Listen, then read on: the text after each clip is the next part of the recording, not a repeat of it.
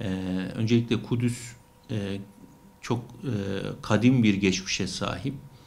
Özelde Müslümanların, genelde de bütün insanlığın önemli merkezlerinden biri. Kudüs Müslümanların özelinde sadece bir şehir değil.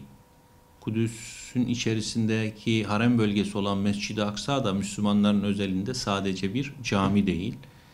Doğal olarak da hem akademik anlamda, hem sosyolojik anlamda, hem de fiziki anlamda Türkiye'deki bütün STK'ların özelinde bir parantez açmaları gerekiyor Kudüs için. Bu süreci daha sağlıklı bir zemine taşıyacağı kanaatindeyim. Ancak maalesef bugün yeterli bir çalışmanın yapılmadığını görüyoruz. Öncelikle siyasilerin süreci bence sağlıklı bilmedikleri ve bu çerçevede de yönetemedikleri kanaatindeyim.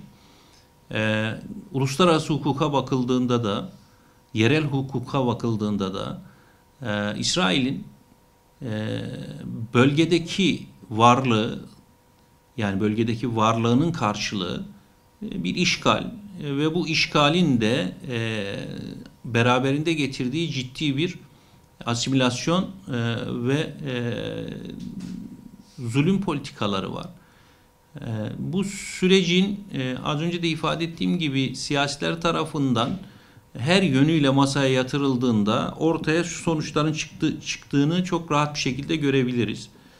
İsrail ve asimilasyon çalışmaları, ırkçılık ve saldırıları ve ırkçılığa dair saldırılar ve tecrit, yani bölgedeki Müslümanların ve diğer halkların tecrit edilmesi ve bütün bunların yanı sıra sürekli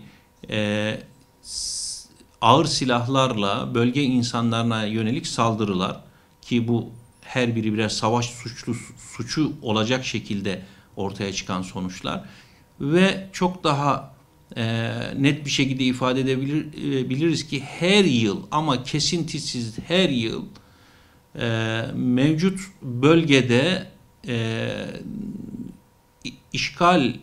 işgalci pozisyondaki olan İsrail'in saldırıları, öldürmeleri, zulmü, asimilasyonu devam ediyor. Doğal olarak da milletvekili pozisyonunda, kamuyu temsil pozisyonunda, liderler pozisyonunda meseleye sağlıklı bir bakış açısı ortaya konmuş olsa bu kabul edilemez durumun mutlaka bir çözümüne dair ciddi bir efor sarf etmeleri gerekiyor. Ama bence birincisi süreç içerisinde bilgi eksikliği ve bilgisizliğin var olduğu. İkincisi bu bilgisizliği gidermemek için de bir gayretin, çabanın ortada gözüktüğü anlaşılıyor. Yani siyasilerin bu konuda süreci objektif değerlendirmedikleri ve çok ciddi manada da görevlerini hakiki manada yerine getirmedikleri kanaatindeyim. Gelecek elbette Kudüs'ün ve Mescid-i Aksa'nın özgürleşmesiyle ancak sağlıklı bir zemine taşınabilir. İnsanın ve insanlığın, özelde de Müslümanların özgürlüğü de aslında buna bağlı. Yani Kudüs'ün ve Mescid-i Aksa'nın özgürleşmesine bağlı.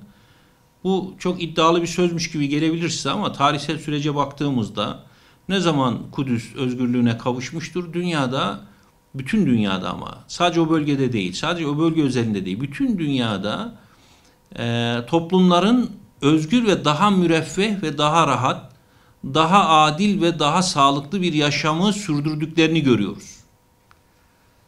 Tam tersi, ne zaman Kudüs ve Mescid-i Aksa işgal altında kaldı, yine tarihsel süreç içerisine bakıldığında o dönemde özelde o bölge ve genelde bütün dünya kan ve gözyaşı, zulümle kuşatılmış durumda ve bunun bedelinde çok ağır bir şekilde özellikle sivil halka ödettirildiği görünüyor.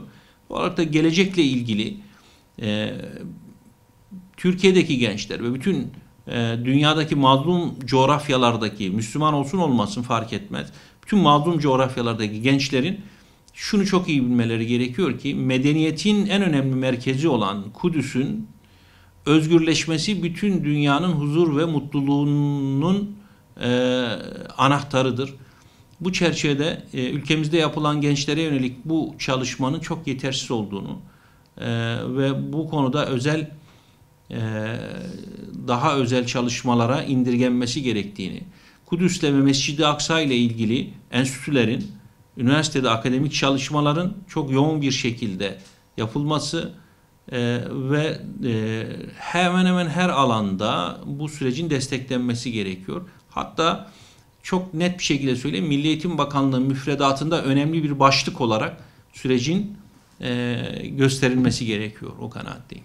Elbette fetihler hiçbir dönemde durmamıştır. Bu dönemde de fetihler devam ediyor. Kimi zaman fetihler